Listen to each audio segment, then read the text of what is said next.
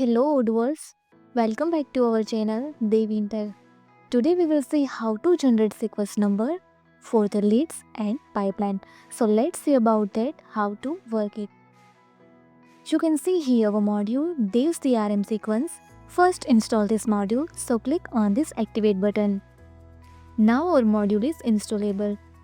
First go to CRM, go to settings, CRM and display leads for allow this.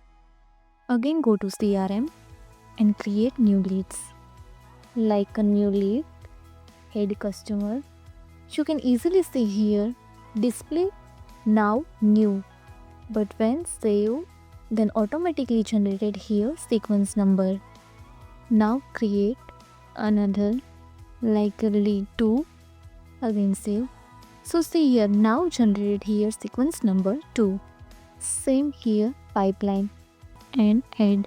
Go to your created pipeline.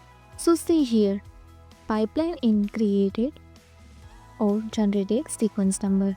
If you found this helpful, do it like, share and subscribe. Thanks for watching this video.